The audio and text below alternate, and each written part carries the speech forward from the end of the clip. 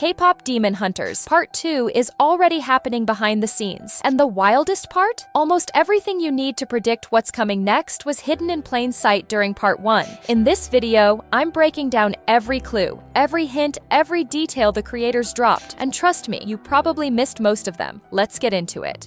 At the end of Part 1, the girls beat the Saja boys and seal the demons underground. Feels like a clean ending, right? It's not. The barrier only pushed the demons back temporarily. It didn't destroy them. Cracks are going to form again. That's basically guaranteed. But here's the detail almost nobody talks about. Not every demon got sealed away. Jinwoo didn't. Instead of being banished to the demon world like the rest of them, his soul went somewhere else entirely, into the sword Rumi now fights with, which means every single time she swings that blade, some part of him is right there with her. That one detail alone opens up a massive amount of story for Part 2, because Jinwoo never really left. His bond with Rumi isn't finished. It's paused. Here's where it gets even more interesting. At the very end of the film, Jinwoo's spirit animals show up on the rooftop. Derpy the blue tiger and Sussy the six-eyed magpie. These two aren't random sidekicks. They only appear when Jinwoo is nearby, which means their appearance on that rooftop is basically confirmation that his soul is still close to the human world. And if you were paying close attention, the creators left something even more direct. There's a banner in the background with the word "comeback" glowing on it. That's not subtle. That's the creators telling us directly. Jinwoo is coming back, and Huntrix's story isn't done. Drop "I saw it" if you caught that detail before I just told you. It's not just the story clues pointing toward more content. The numbers are doing the talking too. Netflix confirmed this film crossed over 236 million views, with the soundtrack charting worldwide, making it Netflix's most watched release ever. When a project performs like that, there's no chance a studio walks away. Sequels, spin-offs, even live stage shows are already being discussed. This isn't just a movie anymore. It's the start of a full franchise. So, what's actually coming? Director Maggie Kang has said flat out that a lot of planned content got cut from Part 1 simply due to time, especially backstory for Mira and Zoey.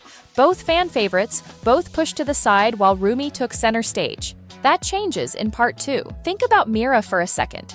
She's always been the rebellious one, the tough exterior, but characters like that usually have something underneath: fear, pressure, something they're running from. Her backstory could finally explain where that anger actually comes from. Then there's Zoey, Korean by background, raised in America, and never fully feeling like she belonged in either place. That loneliness is probably exactly where her lyrics come from. A deeper look into her past could show us how she actually found her voice, and why Huntrix became the place she finally felt at home. And Rumi still has unanswered questions of her own. We know her mom was a demon hunter who died young, and her aunt Celine raised her after that. But her father? Still a mystery. We know he was a demon. That's where her markings come from. But how did a demon and a hunter even meet? And more importantly, why did they stay together knowing they were supposed to be enemies?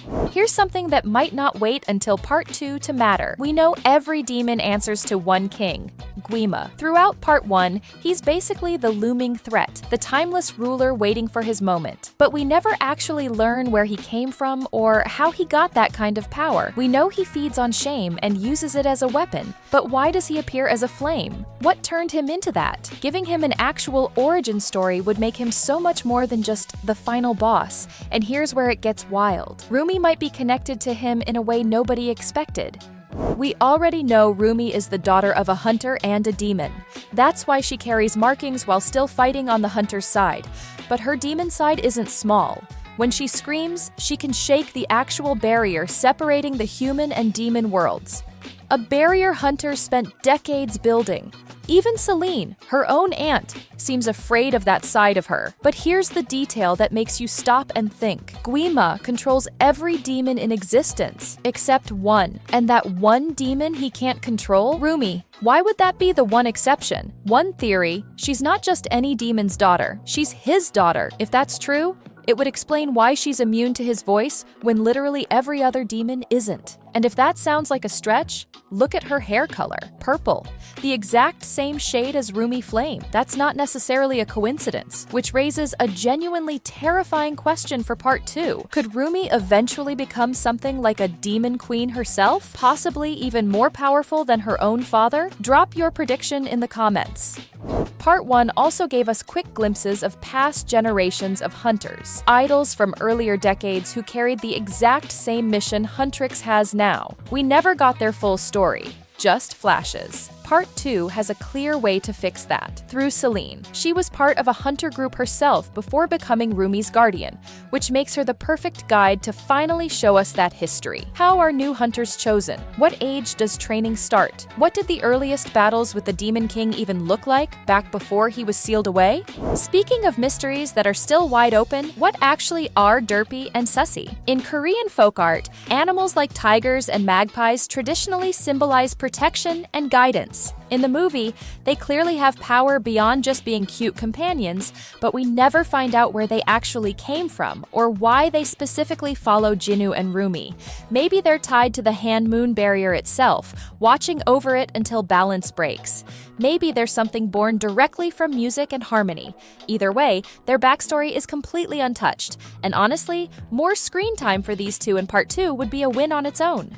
Of course, no sequel like this works without continuing the romance. Jinwoo's story technically ended in sacrifice, but the comeback hint we already talked about leaves that door wide open. His soul is in Rumi's sword. He's not gone. He's just paused. And if you think back to Rumi's own parents, a demon and a hunter who fell in love despite everything working against them, the parallel with Rumi and Jinwoo's current story is hard to ignore. Could their relationship eventually reach that same level?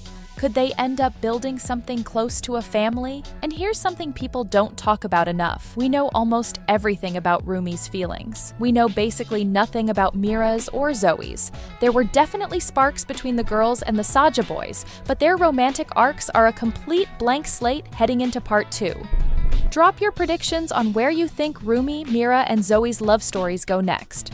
At the end of the day, none of this matters if the music doesn't hit. The soundtrack from Part 1, especially Golden, broke records worldwide. Part 2 has to deliver something that can compete with that, both in energy and emotional weight. And here's the part that might actually surprise you. Netflix is reportedly looking at taking Huntrix beyond the screen entirely. Live concerts, real performances of these songs, blurring the line between the fictional group and an actual touring act. If that happens, this stops being just a movie franchise and turns into a full cultural moment. So here's where things stand. K-pop Demon Hunters Part 2 is confirmed and already in development, with some reports pointing toward a possible summer 2026 release. If this breakdown opened your eyes to details you missed the first time, smash that like button and subscribe, because there's a lot more hidden in this movie than people realize. And I'm not done digging. Drop your predictions below. Jinwoo's return, Rumi's connection to Guima, the future of Mira and Zoey. I want to see your theories.